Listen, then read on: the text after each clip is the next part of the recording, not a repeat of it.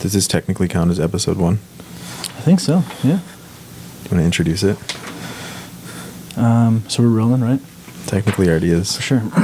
So, I mean, do you want to just jump into it? Like, yeah. I mean, we can, but you should probably announce it like it's episode 1. What should we call it? That's the big thing. I was kind of heart set with Sitting with Sean, but Sitting unless with there's Sean? something else that makes more sense to Is you. it actually shitting with Sean? No. I don't know if I can say that. Shitting with Sean. I don't think that's allowed. Sitting with Sean. Sitting with Sean. Sitting with Sean. Alrighty. Well, I guess good morning or good afternoon. I super appreciate you guys kind of stopping by or scrolling down our page here. This is going to be our, well, at least my first Sitting with Sean.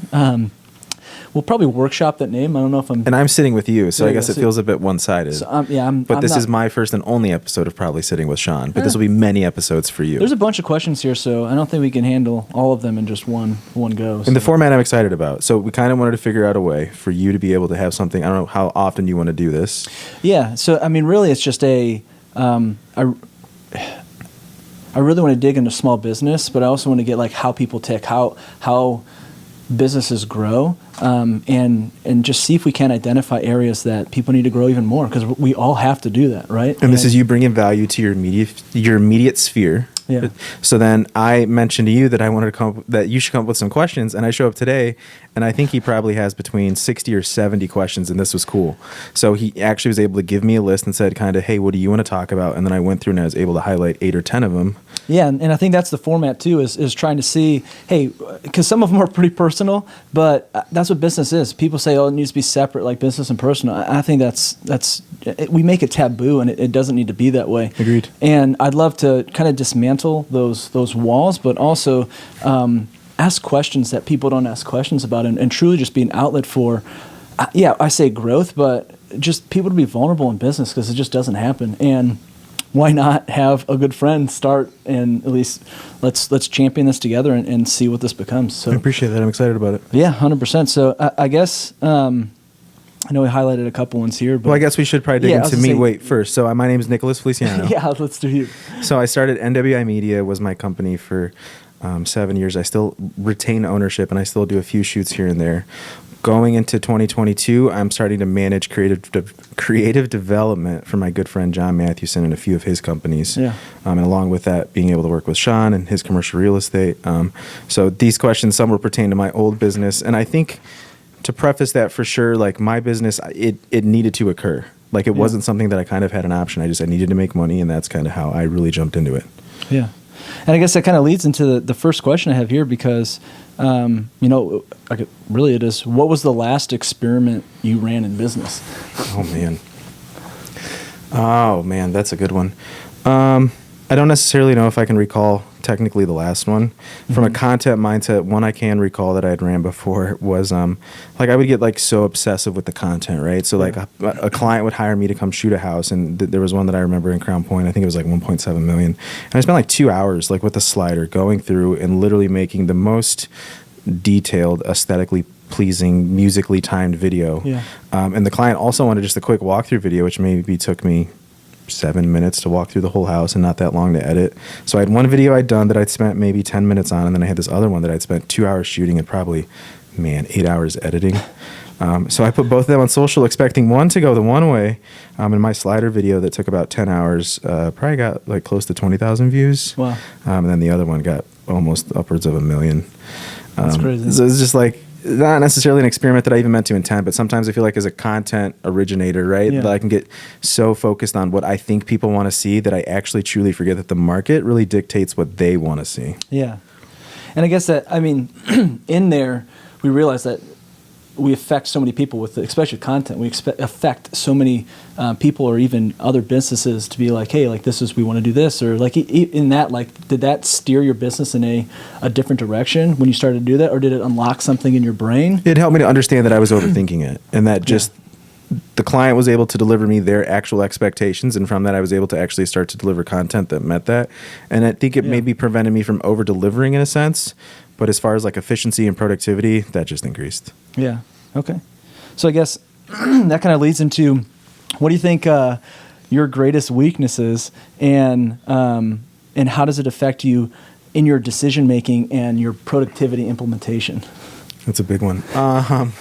I appreciate whoever got really wordy with these questions. I have no idea the guy who did that. Can you say it again? It is just such a... What is your greatest weakness, and how does it affect your decision making and productivity implementation?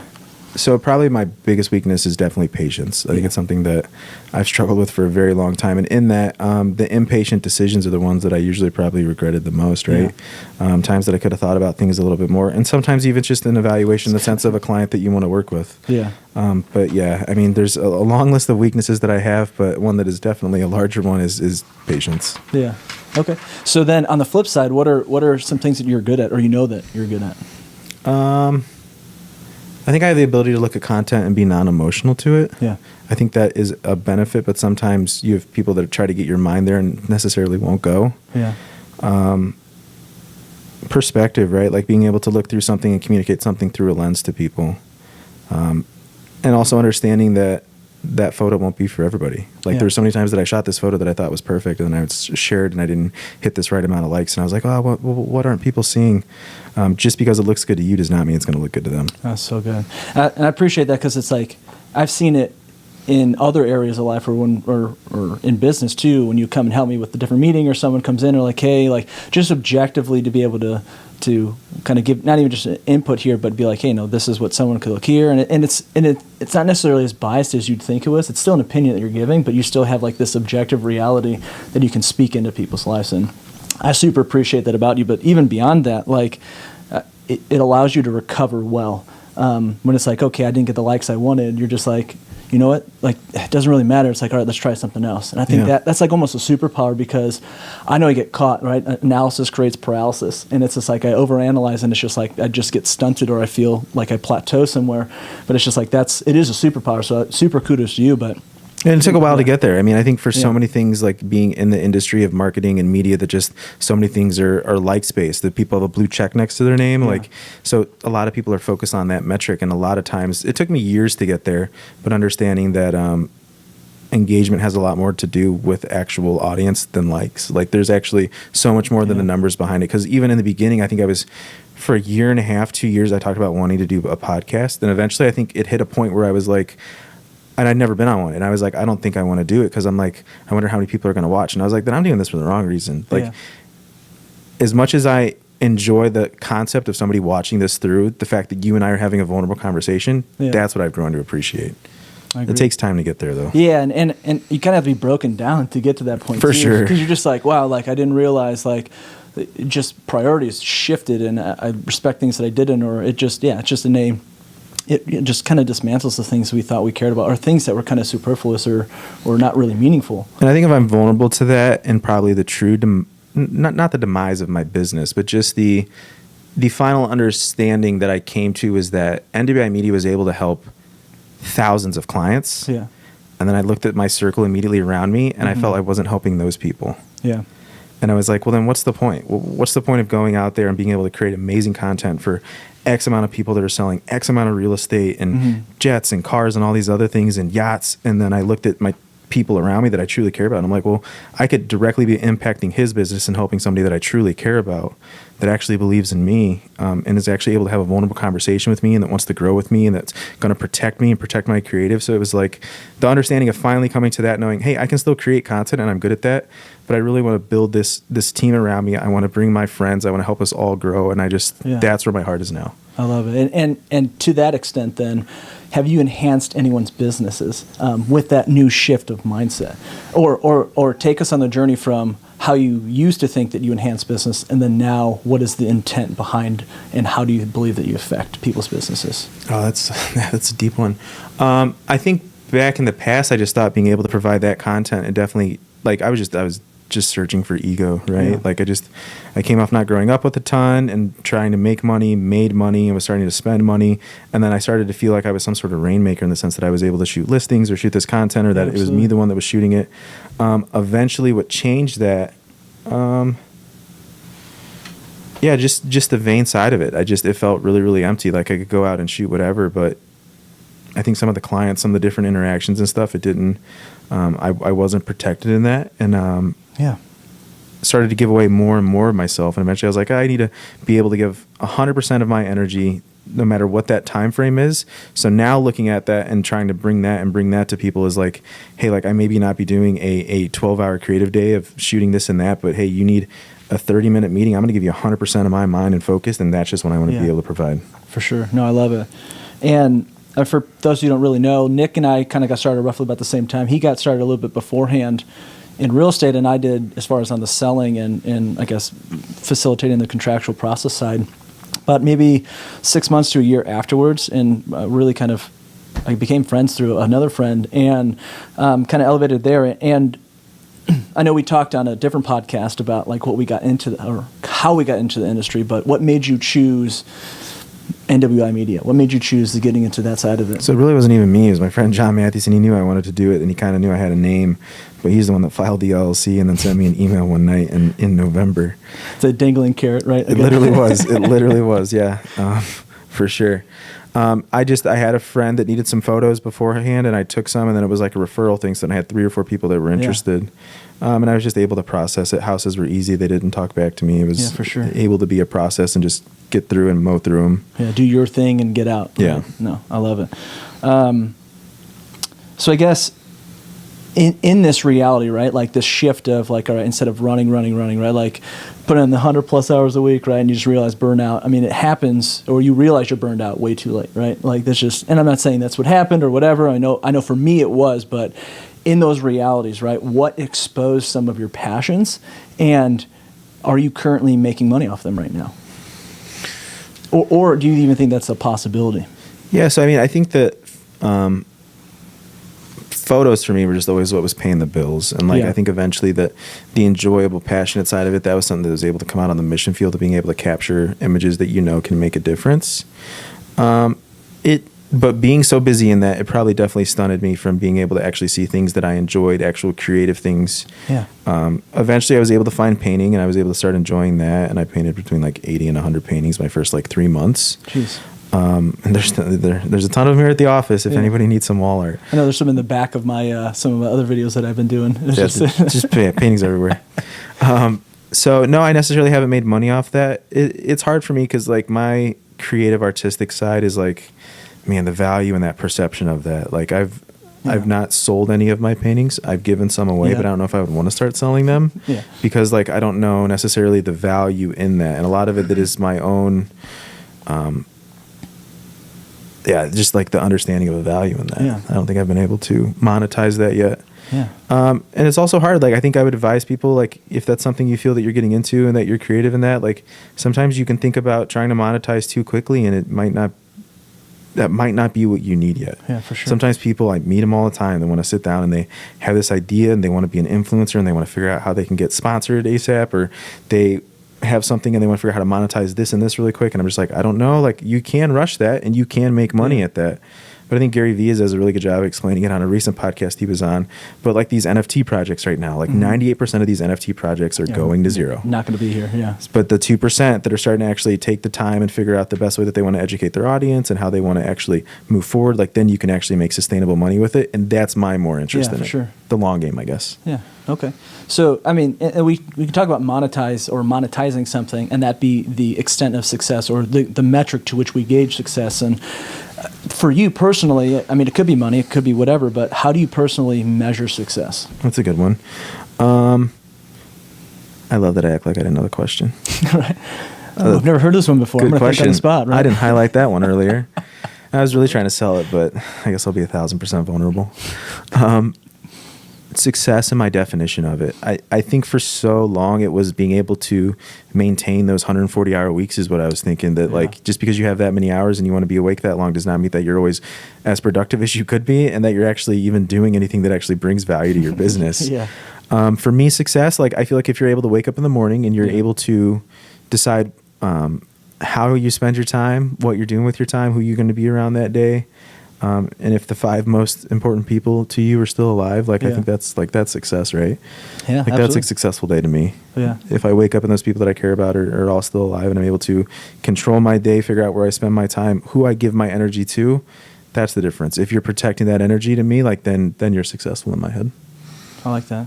Yeah, and it's all about figuring out what your core value is, right? I mean, we can talk about core values as a company, but it's just like my thing. And the reason I have absolutely incredible people around me is because if people don't value authenticity above most things, like it's like a violation of my character. And I feel like across the board, it's a similar thing. So it's just like, really, you're a culmination of the top 5 people you hang around the most. And it's just like, who do you guys have in your sphere? And I think that's a great, because money's going to be fleeting, right? We can have success where we can think that it's just money is what defines success, but it really isn't, man. It's the people that you spend your time with, and that leans into just feeling fulfilled. And I think people feel that more than ever, because I think of like people I talked to pre-pandemic about like what their game plan was.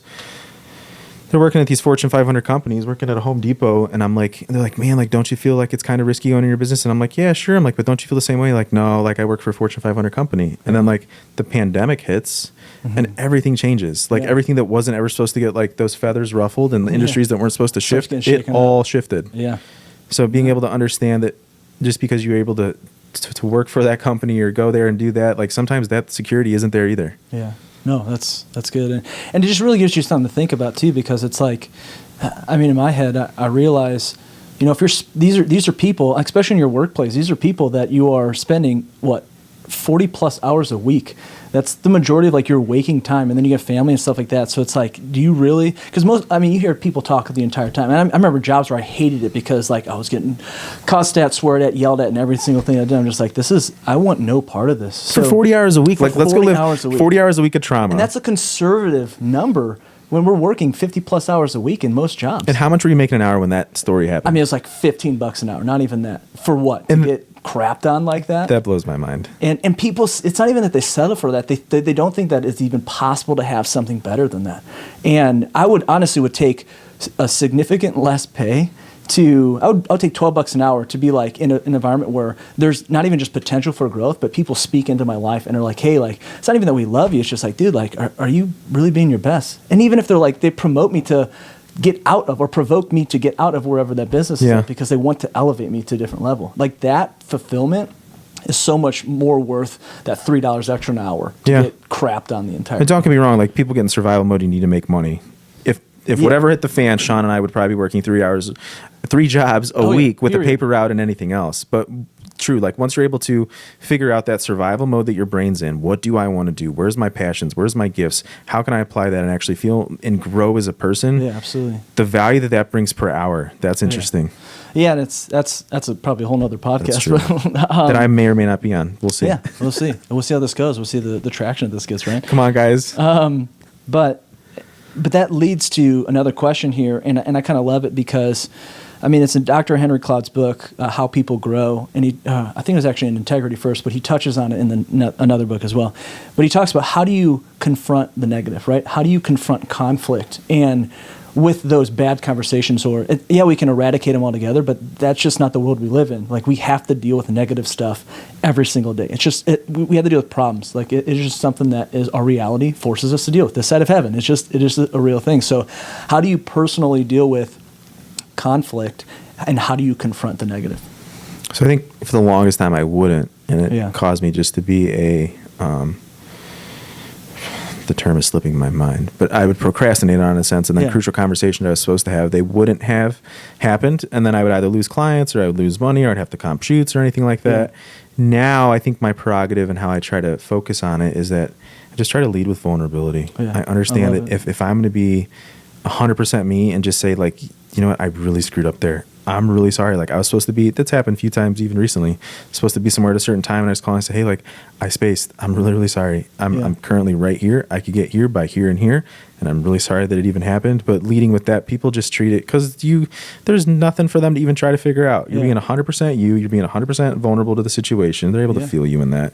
And people can tell with their gut when you're giving that true honesty. Yeah. So leading with that now has made just crucial conversations go that much more easy in the sense that there's nothing for them to break it's like the 8 Mile in a sense. Like I gave everything away in the beginning. You can't come at me with anything now. Yeah, I love that. Because here's what happens is, and this is a whole nother talk that I'd love to give eventually someday, but it's, excuse me, is the idea between vulnerability and shame. Like if I asked anyone right now to raise your hand if you like vulnerability, no one would raise their hand. Same thing if I asked someone if you like shame, no one would raise their hand. But there's two different outcomes from those things. Vulnerability leads to freedom. Shame leads to bondage. And when we look at it, that it's just like, man, like I think there's such an interesting point to realize that we don't want to deal with either of those things, yet one allows us to operate fully who we are, and the other one keeps us from becoming who we are. I think that's such an interesting premise to think about. I think it's like the emotional indicators, right? Like people start to eventually feel something that feels like something else, and our brain will shut it off. I think Caroline Leaf explains it really well, is that the emotions that you feel, whether it's even anxiety in a sense, or anger or sadness, those are just emotional indicators of what you're feeling inside. To shut those off completely, that doesn't help you. No, no. But again, then you're just this shell of a person. Yes. But you have to realize, which we've both been for years for people. Oh my gosh, yeah. But and then you realize though too, like how much more control you have over your reality, and how you can dictate or focus on things to literally change your neural pathways. Yep. And it's just phenomenal. Like that, hearing her speak, or even Brene Brown about vulnerability, and it's just trying to practice it. Obviously, it's so simple in theory. That's what most scripture is too. If we're going to be as honest as we can, it's so simple in theory or in practicality. But as far as application, it's so difficult because we have to uneducate ourselves. Yeah. To actually implement it, and it's just kind of crazy. So, and then let's shift into our last question here. This one's been kind of a struggle for me, but I know usually when we get into like the unhealthy version of ourselves, this question or the what this question is asking, it usually allows us to get into the worst versions of ourselves. So, are you trying to prove anything to yourself? And if so, do you think it may be keeping you or the company you have from truly succeeding? Yeah, for sure. I mean, I think I was in there year 2, year 3 in NWI Media of just so focused on like just growing as fast as I can. Yeah, the newest equipment, trying to just be that media company that's just pushing out the best stuff. And the image and the ego I was trying to build with it. And like, it was just coming from a vain point that I was trying to find a person that I didn't even know who I was. Yeah.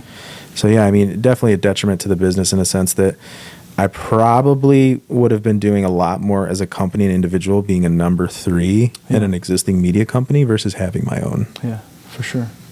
Now, I love that, and that's an awesome answer too, because if we really like deconstruct our lives, or at least reverse engineer like our motives behind certain things, ego comes into play significantly, but also that desire to prove something to somebody. I mean, I get caught in it as well, and man, I feel like it dismantles my existence. Because I don't even know if they're paying attention. At a certain point, you're just proving it to yourself. 100%. I'm like, I went out and did this, and this for 7 years. And don't get me wrong, amazing journey, very thankful for everything it's led me to and the people I've met along this journey. But with that, I'm like, man, I could have just dodged so much turmoil. Absolutely. And so I do want to do a quick interjection here of like, I hope people want to come on this podcast, but it may not be as vulnerable as this because we know each other. And also that's what we're trying to at least practice right now, is to operate in that reality of vulnerability as much as we can, because just the leaps and bounds of progress and growth that we both individually, right? And then understanding vulnerability, like what you're not asking people to do is come here and just be 1,000% transparent about their life. Yeah. You being vulnerable is just that you're just going to lead with that intent to just give the truest and most authentic version of yourself in a conversation. Yeah. And true growth happens here. It's true. And here's the thing is, and I've said this before, I said on it's like a Facebook story or something like that, but I've earned the position in his life to speak vulnerably and I not demand like honesty from you, but like truly I've earned the position to talk about these things in your life, and vice versa. He's earned the position for me to talk to him about things in my life, and I'm not expecting that to happen with everyone, but I will ask some difficult conversations and talk about the business stuff because it is so much more personal than we really and truly believe it, or even give it credit in the weight that it deserves. Well, that's the thing. Like, if anybody's able to hear my story on how I was able to not do it, or wants any advice on the terrible decisions I made, then it's able to actually bring validation to what I went through. Yeah, I'm able to actually let somebody, even though I've been able to learn from my mistakes, I would love to help somebody else that's starting a media company save so much time and go actually make money the way that I should have been doing it. Yeah. So then if somebody's interested about being on here, how should they reach out to you? Yeah. So, I mean, this is going to be on multiple different social media platforms, but DM is great. I don't know if I want to put my personal phone number out there. I mean, it's pretty public anyway, just because commercial sphere, but definitely message out. We'll put email and a link for you guys to reach out to if you want to be a part of this. I know we have actually a bunch of people. We have a list of about 50 people that have been reached out to that would be willing to do this. It's just trying to figure out time right now for them to actually get in here and block a period so we can have these conversations. But really, too, it's just like I want to be able to promote these business owners as well. I'm not getting paid for any of this. This is just, I want to be able to elevate, and from not even just a graciousness of my heart. Like, that's not the point. There's no ulterior motive here. It really is just, how can we partner together and elevate each other's businesses? Because without that, I'm telling you guys, like, all of life comes down to who we partner with, and it's either going to be the good ones or the ones that make us isolate, and that's no way to live your life. We were never created I like that. to be islands. We were created to partner with people, and it's going to be a biblical background that we have as well. Like, I'm not going to shy away from that stuff, because I think everything in all reality is kingdom related, and we're just servants of the King. So I hope you guys want to be on this. I hope you guys like, comment, share. As always, like, we may be wrong about everything that we speak of, right? Like, that's just the reality. But I know our hearts are clean, and it's not even just educate, but we want to help bring you guys to the next level. And I can't wait to see what this comes into. So Episode 1 in the books. Episode 1 of Sitting with Sean. I still want to workshop that, but we'll see what happens. Appreciate you guys.